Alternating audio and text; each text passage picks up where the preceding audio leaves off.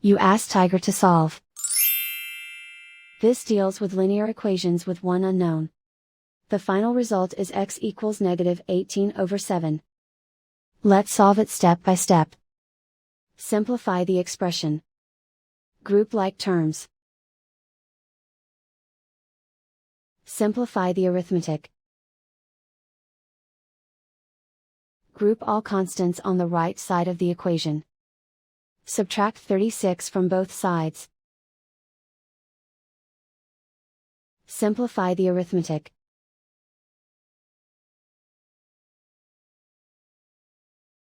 Isolate the x.